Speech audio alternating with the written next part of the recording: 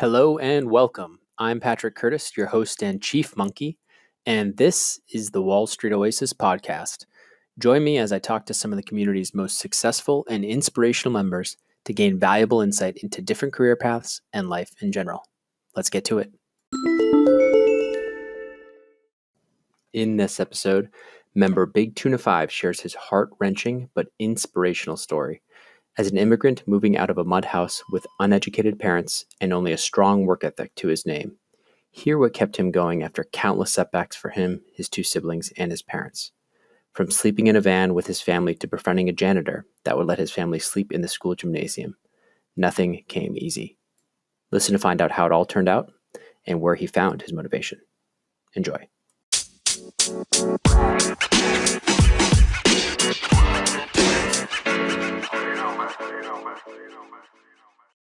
Big Tuna 5, thank you so much for joining the Wall Street Oasis podcast. No, thank you for having me. I'm really looking forward to it. So, could you give the listeners just a short background? Yeah, sure. So I'm originally from Pakistan. If you read my post, that was the country I was referring to. Mm-hmm. Came to the States when I was like 5 years old. Went to Chicago, lived there for a couple of years, and I ended up moving to Michigan. And my upbringing was a little unique, I would say. It wasn't the prettiest, but, came to the States, faced a lot of like traditional hardships in terms of like, really just surviving. Both my parents didn't go to high school. I'm a first generation college student. I was actually the first in my family to graduate high school, which is pretty cool. Growing up, really looking around, I just really wanted the best for my family and I. So I really wanted to be a doctor. Yeah, before we even go there, can you talk to me a little bit about how your parents, why they left Pakistan or how they got over here? Yeah, definitely. So we were in Pakistan, and my parents grew up there. It was unfortunately very bad situation. Mm-hmm. We were in this like very tiny village where we didn't have clean water. Like our house was made out of mud. Literally, it was very, very bad. Yeah. And my father knew a guy here in Chicago, very a friend of a friend, and he was actually able to apply for my dad's visa. And fortunately, it took literally like 10 years before my dad even got married, and it took 10 years to like get that approved. And once he got approved, he was able to bring my mom and his kids there, only for like honestly just a better opportunity. And he knew he wanted to have his kids to have like a proper education, because in Pakistan, the unfortunate truth is you're either very rich or you're very poor. There's like no in between. So he knew like if I was to come to the States, I would have an opportunity to receive a proper education, which is something that he always wanted, but he never had the opportunity to do. And then they came here, and it was very hard because go ahead. So they came here and you were 5 years old at the time when? Yeah, correct. So you all kind of came over, and what was that like? Do you remember that? There's probably some memories back when you were 5, I assume, or no? Yeah. I'm not gonna lie, dude. That's kind of scary because I saw white people for the first time. I was like, what? Nice. I remember coming to O'Hare Airport. I was like, Mom, why are these people white? What's going on? I started crying. I was like, what? You're like, where am I? That was pretty funny. Yeah, funny. Definitely. So those are some memories. Honestly, I was really young, so like I didn't like really understand like the hardship my parents were going through at that age. Like my parents were doing the best they could. But once I turned about 10, I really grew up a little bit, became a little more mature, and understood like what my parents were going through in terms of working. And we talk IB hours, 100 hours a week. My parents were literally doing the same thing. Like they were washing dishes, cleaning the bathrooms, cleaning the floors, any odd job my parents could get. Mm-hmm. And the worst part was since they were super uneducated, people kind of took advantage of that, and if minimum wage was $8, people would pay them $4 in cash under the table, which was kind of whack. Gosh, but my parents had no choice, so they had to do that, which sucked.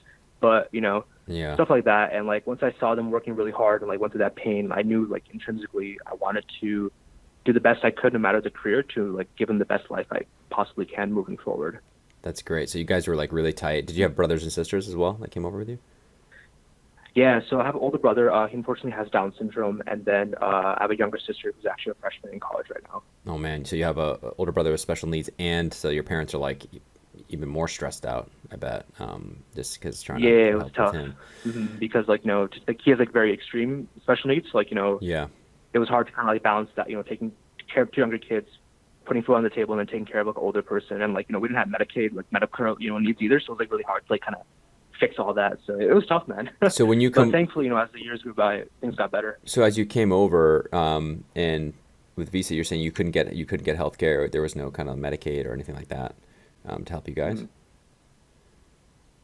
Like Sorry, what'd you say? in terms of like healthcare, there was no options for you guys when you came over. It was just too expensive, even just the cheaper Yeah, man, options. it was very expensive. On top of that, like we didn't really qualify for anything. Like, I know there's like low income programs, we didn't qualify for any of that. Why not? And so it sucked. Like, Why didn't you qualify for that? Just because you had come over on a visa, yeah, we were here on a visa. We didn't like have our green cards yet, and like right? I'm not gonna lie, there was like some racism things because like around the 9/11 time, so like stuff like that happened too. So Oh man, unfortunately, tough yeah. timing. So okay, yeah, tell me a little bit about. So yeah, tell me about how kind of you grew up, where you grew up. So I know you were in Chicago initially. Where I assume it wasn't the best living conditions, but I'd love to just go into that a little bit and tell me about what it was really like, how things got better and when they got better, or how things got worse at certain times. I'd love to hear a little more. Yeah, definitely. So we were originally in the south side of Chicago, and if you know anything about the south side, it's not that pretty. Yeah. So it was pretty bad. We were living there in a very like shitty, rundown apartment. What sucked was like it was in a very dangerous area. Like there's a lot of gang violence and drug crime and stuff like that, and that was horrible. So like my parents tried everything they could to kind of get out of the south side and like move more towards the north, which is like a little nicer. Hmm. So we ended up getting out of there, went to the north side of Chicago, which is a little better, but it was super expensive. My dad's like, there's no reason to stay in Chicago. So we ended up going to Michigan, which is much cheaper. Hmm. And my dad got not a good job, but like he found like a stable job working at a gas station, and so did my mom. So they both started working there, and they were able to kind of support us the best they could. And then what happened was someone actually like committed fraud with my dad and kind of stole everything he had. My dad was trying to like save up some money and start like his own little business to support the family, and then someone took advantage of him and literally stole all his little assets that he had. Oh, So we actually, once things started looking better, it actually started getting worse. We ended up losing our home, unfortunately. We had this Honda Odyssey, so we lived in there for a bit, oh my which gosh. sucked because parents, 3 kids in a van, like that's not the best living conditions. So we lived there. Actually, a little fun fact, it's kind of a funny story. So like when I was in high school, this is like the time when I lost our home, and I actually became really good friends with the janitor at my high school, and he would actually leave the back door open, and my family and I used to sleep in the gymnasium Oh my gosh. at night, right? And then we used to wake up at 5:30 every day because at 6 o'clock, like the cheerleaders would come in to practice their games. So we would wake up at 5:30, You leave had to before get 6 out. before we could get caught. Yeah. Oh my. Yeah. Well, at least you had, so that way you would have a warmer place and stuff like that. I assume you're in Michigan at this point. Yeah, correct. Well, but did you have to spend a whole winter in that situation? Yeah, unfortunately, luckily, the janitor kind of realized the situation. He kind of let me in during the wintertime because in winter that would have sucked living in the van. Oh my gosh, man. So Yeah, I can't even. I mean, it sucks in general. It's just I can't even imagine it. That. So okay, so you're. It sounds like you're all still working. Was your sister kind of chipping in at this point, or was she too young still? she was very young, unfortunately. Yeah. So, and to be honest, like my parents and neither did I want her to like go through that because, like, one, she's very young. She's a girl. Like, we didn't want her to like see that ugly part of life. Hmm. So we kind of like made sure like she was like we had some really good family friends. She'd stay there most of the time just because like it's not good to see someone that young go through that. So Yeah. So okay, so but yeah, go ahead. you were working on the side as well while you're in high school, I assume, or no? Like just to Yeah, try and help. definitely. Yeah. So my first job was at this Chinese restaurant. Hmm. I was working under the table. I was actually like I think 13 at the time, and you legally can't work at 13. Oh my. So I went to the Chinese place, right, and I was washing dishes. That was my first job, and he was paying me like $4 an hour or something, way below minimum wage. It was Yeah. the only job I could get under the table. So I Yeah. did that, and then my second like official job was actually at McDonald's. I was cleaning the bathrooms, which sucked. Never do that. Oh my Uh, gosh. yeah, I did that for a couple of years, and then I worked at some other odd jobs here and there just to support the family the best I could. And like I started like I got really tech savvy, so like I literally would like go to like what's called Goodwill and these like thrift shops. I would find like brand name items. I would sell them online for a profit. So Hmm. that would like kind of help our family out, which is Oh kind of wow. like pretty cool back in the day. Yeah, that's amazing. You're doing that back in what, early 2000s? No, this is like in high school. This isn't. So this is like then. So when was that? What year approximately? Like 2013, 2013. 2012. Okay, so yeah, so you were kind of starting to do some flipping and stuff like that, and going to Goodwill. So what were you bringing in? You think from that each week?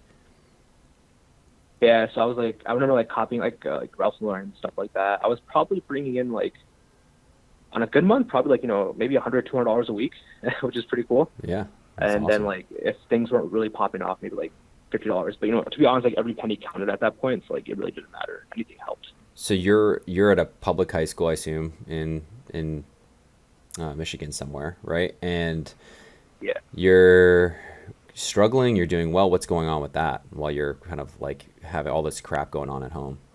That's Yeah, crazy. so what sucked about my high school was it was Hmm. actually very, very nice. Like everyone at that place was super rich, like crazy rich. Like everyone came Hmm. from like, Ivy League parents and, doctors, lawyers, engineer and all that stuff. I was literally probably the one that I'm brown by the way, so I was like the darkest skinned person there. Everyone else was white Yep. and I was broke. So that sucked. But if anything that kind of like made me more motivated, like to be honest, I did very, very well in high school. My GPA was like a 4.5 out of a 4.0, killed the ACT, was a part of like with the president debate club, Friends of this club, all the business clubs, did everything. I played tennis on varsity. I did all the stuff right. I didn't make any excuse because I knew if I did well in high school, I could have an opportunity to go to a good college and on How a did you know scholarship, that? which How is did you even know that? How did you even know that like coming? Your parents kind of knew like, okay, education is important for us to get out of this cycle, right? And they got over the States, which was obviously probably the biggest jump, right? But then you had this intrinsic motivation. You wanted you knew that your parents were suffering and didn't have that education. But kind of what gave you that? How did you even know that? Hey, at such a young age, did you feel like you grew up really fast and you're like, hey, I know I have to do really well to get into a good college? Or how did you know that? Yeah, so like, I just think, when I moved to Michigan, like I said, the place I was living in, my Hmm. place was very bad, but everyone else was like super wealthy, and all my friends at the time were very, very wealthy. I would see their wealth, I would see their parents and all the success they've like had, Yeah. and I was like, damn, these guys are not suffering at all. I Yeah. kind of want this, to help my parents as well. It's like I saw that as motivation, just the things around me, really, because like in Michigan, everything was like crazy wealthy, like literally luxury everywhere, and I was like, wow. I really want this lifestyle. And like, as I was talking to these like older people, like they became my mentors, their parents, and they told me, Yeah. yeah, we went to this school, we did this, we did that. And I was like, wow. And my best friend actually at the time, he was very wealthy, but his parents actually grew up really, really poor. And similar to my story, actually, they were immigrants as well. Hmm. And they worked really hard. They told me this story, like, we were first generation, we, did this, we did that. Now we're doctors and we have X amount of money, which is pretty cool. So I use those things as like, motivation to like inspire myself and my family to like do the best I could, which Yep. is why I worked really hard in high school because I knew like looking at these people, like if I did really well, I Yep. would have an opportunity to be successful. That's great. So you kind of you were in the right area. How do your parents even afford to be in that area, like where you were going in that high school? Was it like zoned a certain way? Yeah, so like the thing about Michigan is it's super cheap, especially the place we're living. It's like Yeah. really one of the cheapest places in America, but it's Okay. one of the nicest places in America too because there's like these two big companies there, Yep. and everyone just kind of works there. And it's like it's like a very big hospital scene for doctors and whatnot as well. So like it was just very affordable for us, especially the Cool. apartment we were living in. Yep. So and Well, it that's was very nice. perfect. It's kind of the best of both worlds. Yeah, I mean, because you think about it, like being at that high school, surrounded by that wealth and by those parents and and getting those mentors was probably just such a dramatic impact on you. Just you were already motivated, but just motivating you even more, and then plus that kind of that mentorship of like do these, make these steps. I would assume is was helpful. Definitely, no doubt. Yeah. So okay. So cool. So you're like kicking major ass. Like high school, you're like top of the class, right? So are people Yeah. noticing, or is there kind of like, do you have a reputation? Are people like, oh, this guy's a nerd? Or are you like popular? Are you what's the deal there? Or are people like, oh no, he's poor? Like, is there some racism going on? What happened there? Yeah, definitely. It's a little bit of everything. So for me, I hate getting pity on everyone. I hate when people look at me and say, "Oh, you're poor. What are you doing?" Because I Right. think that just pisses me off. It's like if you're willing to work hard and you're grinding, that shouldn't matter at all. Right. And when I was in high school, I kicked ass, to be honest. Man, I worked my ass off to do the best I could, and people did notice, right? And a lot of people, like who were very wealthy, made fun of me because they're like, "Oh, like this guy has nothing. How is he doing so well?" And then you had the other half, like, "Oh, wow, this guy's really working his ass off. That's pretty cool." So I just made myself stand out the best I could. I was actually somewhat popular. I would say I had some really good friends at the time. I had some varsities, tennis, debate, Yep. forensics. I was doing really well. No one called me a nerd, really. Like I just kind of put myself in the best position I could to It's okay. stand I out. was I didn't want I to was like a nerd, so it's do fine. yeah, I mean, I don't think there's anything bad about it. It's a good thing. Yeah, yeah. So, cool. So wow, you're doing really well. So then, what happens now in terms of your next steps? Like it sounds like you were very kind of mature for your age. You were doing really well. So, when did you start thinking about like college and all of that stuff? Yeah, so I started thinking about college when I was a sophomore in high school. That's when I took my ACT, Hmm. and thankfully I did really, really well in the ACT, and then my grades were really good. Mm-hmm. The teachers liked me. I knew I had like stellar recommendations, and I'm not trying to flex or anything. Like I knew I would have like gotten to a very, very good college. Right. In terms of career, I wanted to be a doctor originally Mm-hmm. for two main reasons. One, like everyone around me like was all doctors, so I kind of saw that. And two, I really wanted money straight up. Yeah. So I knew that was the field that would guarantee me a job. It would ensure like a lot of wealth and security for my family and I. Yeah, makes a lot of sense. So I made the decision early on that, hey, this is what I want to do. And so I was essentially looking for schools, literally my sophomore year, that had direct med programs. Mm-hmm. So which is like, you go to a school and they directly send you to med school at that school, which is very difficult, but I knew I had a good shot. Yep. And so my focus was not business at all, nothing banking or finance related. I did not care about that stuff. I didn't even know about it, to be honest. Yeah. So my focus was medicine. And as I was kind of going through the process, I applied to literally every direct med program out there. I was very fortunate enough to get into various programs, really good programs actually. And I chose this one school because they gave me a full ride scholarship. Mm-hmm. And at that point, it was a no-brainer. Like, dude, like I don't have like $1 to my name, and these guys are writing me a check for like $100,000. Like, Yeah. it's a no-brainer. Yeah, of course. So I went to that school, and it was a direct med program. So essentially, as long as I met the bare minimum requirements, I would be accepted into their medical school. Wow. So it just made sense. Yeah. So that's how I decided to pick that school. So you went to this school. So you graduate high school. It's a big deal. You're the first person in your family to graduate high school. So that's like got to be really exciting for your family. I assume you felt amazing. Oh yeah, that was really cool. And then so you get to college, and tell me like what changed. What you started going there and you started learning about banking or finance. How did that ever even come about? You seemed so focused on pre-med.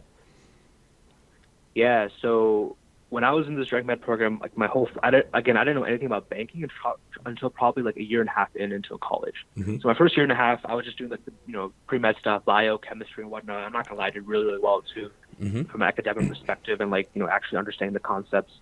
And then, but to be honest, I found it really, really boring. It was super annoying to me. I didn't like anything I was learning. And the worst part was, I was like, I'll suck it up. I didn't really care at that point. I was like, whatever, I'll suck it up. Yeah. But then looking at long term, like, dude, like first 4 years of college, 4 years of medical school, residency, fellowship, and I wanted to be a surgeon as well. So like all that and plus this medical school debt, like only undergrad was free, not the medical school component. That was like probably at least $500K with interest and like all the stuff. I would not see a paycheck until like I did the math until like 41. I was like, what? I can't wait that long, right? Especially my family's going through a lot even when I'm in college. And so a year and a half in, I'm still kind of contemplating because, to be honest, I don't know what to do because I was very fortunate to be in the direct med program, Mm-hmm. and it would be pretty stupid to kind of leave that program because like it takes a lot to get into that. Right. And then my buddy, actually, he's in Chicago.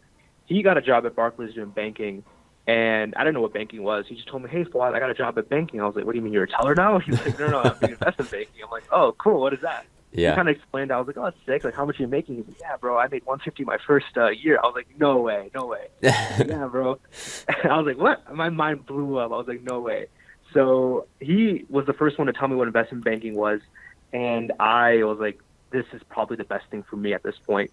So I did my research, and I knew like there were certain things, unfortunately, like in terms of a target school and like stuff like that, networking and whatnot. I didn't even know what that stuff was at that point. Yep.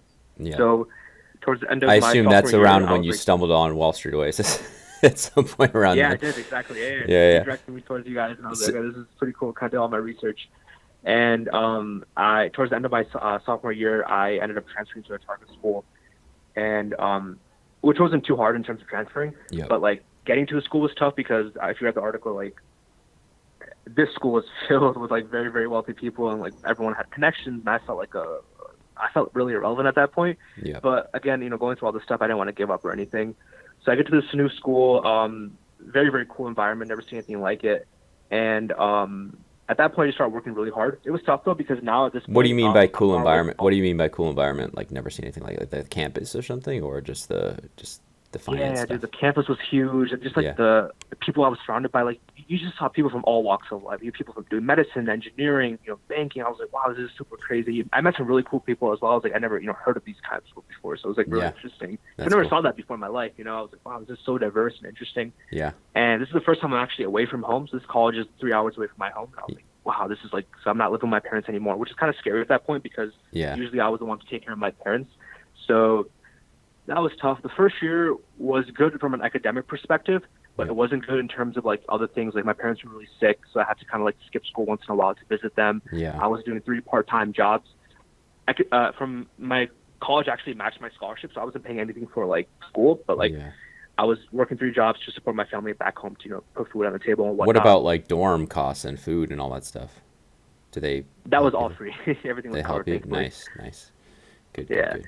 And yeah, so first year goes by. I didn't like get any like, big offer or anything. I was able to secure a investment banking internship in New York, which I'm currently doing. And I'm very fortunate, nothing bad about it. It's actually a very good opportunity for me. And just because like at that point I didn't take any business classes, the only thing I knew was like, chemistry and bio. So like I didn't understand networking. I just kind of cold applied, and to be honest, I had a 4.0, so I just kind of sent applications in, and like if I got an interview, I got an interview.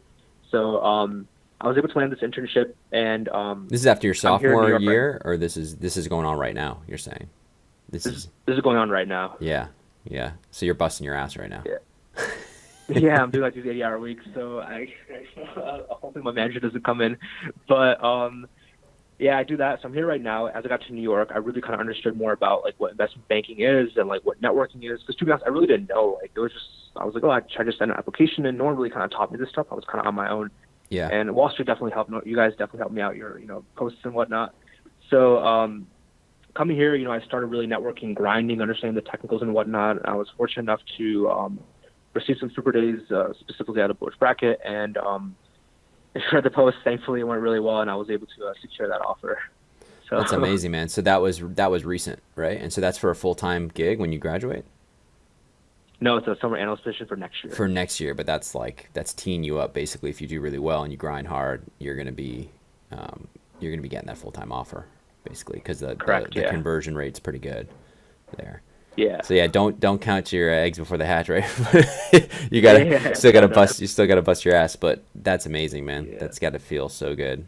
Um, Yeah, it that's does, man. It was so funny. So like, I'm in the Times Square area, so like, I mhm. got the call, and I literally ran out. I was crying in Times Square. There's like millions of people just watching me. I was talking to my parents, and, like we're just having a good time. It's probably one of the best moments of my life.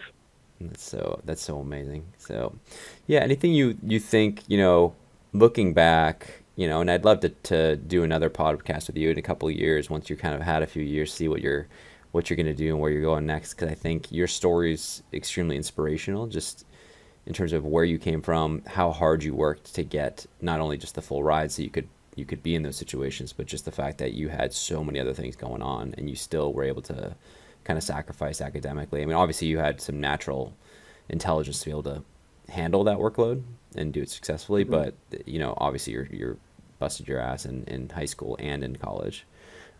So correct me if so this is a sophomore. You literally had a sophomore internship and now you've already done recruiting for junior summer and you're in this Correct. Yeah. it's just so crazy so accelerated now and so was there a reason for that Yeah, was it man. like can you tell me a little bit about that process of how that worked like because you said you just applied like you had a high GPA to land a sophomore internship. I still know that's really tough. Were you in some sort of accelerated program? Were you in sort of kind of diversity program like an SEO of sorts or how did that work out? Yeah, definitely. So unfortunately, I didn't qualify for any of the diversity applications, Mm-hmm. so I wasn't an SEO and whatnot. But this internship I'm at right now, this is actually not like a sophomore internship. It's actually a formal junior year internship. Got it. So when I applied, I didn't know it was a good, I didn't really know at that point. I just applied and I got the offer, and they're like, oh, when they did the background check, they're like, hey, are you a rising junior? I'm like, oh no, I'm a sophomore right now. They're like, what? So but at that point, they really liked me, and they didn't want to like just kind of cancel the offer. This is like May. I already put my deposit down for the NYU dorms and whatnot, Right. so they were able to accommodate. So I'm like the youngest person at the firm right now. Everyone else is going to be a rising senior competing for a full time offer. I'm just a sophomore here. And do you feel like your story resonated? I mean, with those interviews to get that internship, can you tell me a little about that process? Like, was it on campus? Did you have to go into New York, or into? I mean, where were you doing it? Yeah, so for this specific sophomore one that I'm at right now, Yep. there was an on-campus interview, and then there was a super day in New York. And to be honest, when I do my interviews, I think I read through your post. I think the best, if I can give any advice to anyone right there, it's like make sure you have a great story. Mm-hmm. And I think when I talk to people in my interviews, it's an authentic reason to why I want to do banking and why I want to get into this industry. And it kind of relates well. I think people really appreciate the hustle and grind because compared to some rich guy that's going to be interviewing, Mm-hmm. they know intrinsically that a guy that's a first generation college student who went through a lot of shit, like he's going to be really grinding because he has to, not because he wants to. You know what I mean? Yeah. So I think people see that and they respect that. You know, when I network, I tell people my story. They're like, "We want you here because we know compared to some Ivy League kid, you're actually going to kick ass." Yeah. And so So tell me about specifically, like, when they asked you, like, why do you want to do banking, were you like more forthcoming? You mhm. were like, the money? Were you just like straight up say, because I know people like joke, don't say that, but were you in Yeah. maybe in a nicer way kind of saying that, like, about helping your family? Was that kind of your answer there? Yeah, a little bit of everything. Yeah. I of course have like the traditional reason, that everyone usually kind of gives Being in around terms of, oh, smart I'm interested in people. banking for X, Y, and Z or Yeah, whatever. yeah, yeah, yeah. And then once I get close with the guy and like I understand that he kind of likes me, we're vibing really well, then I get pretty personal. I open up. I'm like, hey, I went through this, I went through that, and then he's like, and then he kind of brings up like, oh, you make this amount of money or whatever, and at that point. They kind of understand like why this kid wants what he wants, and they think it's a fair reason for why he wants to go into the industry. So really, just kind of getting a feel for that person. If we're vibing well, I really kind of go more in deep with my situation and kind of tell them, You open up a and little bit. it Yeah. kind of goes from there. Yeah, Yeah. you don't like spill it out on the table right away. I mean, that's No, no, interesting no. though. And it's interesting how you went about that. You weren't just like throwing that out there um, to try and like get pity. You know what I mean? It was like you kind of went about it and you did the interviews as more like a standard way. But if you felt like you said, you were vibing with the actual interview, you could open up a little bit more and really kind of get them to kind of understand where you're coming from like Yeah, definitely. how bad it was. And And when I do these interviews, like I said, I hate when people take pity on me. I don't want an offer or an opportunity because someone feels bad for me. I want the opportunity because they know like I've worked for that. I have the good grades. I have the yeah, I experience or mean, whatever. you have the That's why stats, I don't so want just it's to give me something because they feel bad. totally, man. No, I hear you. There's been no handouts for you. So all I Yeah. all I know is like you kicked ass, since you got here. So congrats on all the success, man. It's super exciting, and thanks for sharing your story. Anything you'd want to tell the listeners specifically around, or some advice you'd give to your younger self looking back, even though you're super young still? Yeah, I feel like so for myself, if I were to go back, I would just kind of tell myself not to give up because there were some points where I felt really depressed and sad, and that I didn't want to like work harder. Hmm. And I would just kind of go back and say, hey, keep your head up, things will get better. Just keep on doing what you're doing. Hmm. And because I never like told my parents how I felt, because in all honesty, I felt really bad and sad. Not gonna lie, Yeah. obviously when you go through that situation, but I never told my parents that because obviously like they're already going through tough shit. There's no reason for me to kind of place more of a burden on their head. So just going back and saying, hey, just stay positive, stay calm and cool, and like ultimately things will fall in place. And then for anyone out there that's listening, like I'm sure people have gone through even way worse than I have, or who are just going through difficult times in general. Like it sounds super cliche, but really like just keep on working at it. If it's meant to be and like you really want it, you're putting in the grind, it will fall in place. And I firmly believe that because trust me, like a guy that was homeless, an immigrant, I couldn't speak the language. Like both parents are very uneducated. Like if I can do it, in all honesty, like anyone else can do it. And I'm not trying to say I'm very smart, like intelligent. I just worked really hard for that, whether it was in school or during an interview. Yeah. So just keep on grinding and like, as long as like, you stay positive. And I think the biggest thing I always tell people is have a reason for something. Like for me, it was always just to take care of my family. That was my reason for a job or making X amount of money. So Yep. for anyone out there, have a reason for what you want to do, whether that's banking or engineering or whatever. Know why you really want to do that. If it's for the money, that's completely fine. But is there anything else as well? And then, if you find that reasoning, I definitely think you'll do fine. Yeah, it kind of has that guiding, drive behind it, that North Star that you can always point to of the reason you're doing what you're doing, the reason you're suffering, the reason you're staying up late studying for that exam, right? Yeah. It Yeah. can definitely help you push through in the hardest times and kind of really buckle down when there's so many distractions out there too nowadays, to Yeah. being productive. But yeah, man, thank you so much. And thanks to you, my listeners at Wall Street Oasis. If you have any suggestions whatsoever, please don't hesitate to send them my way, Patrick at wallstreetoasis.com. Until next time.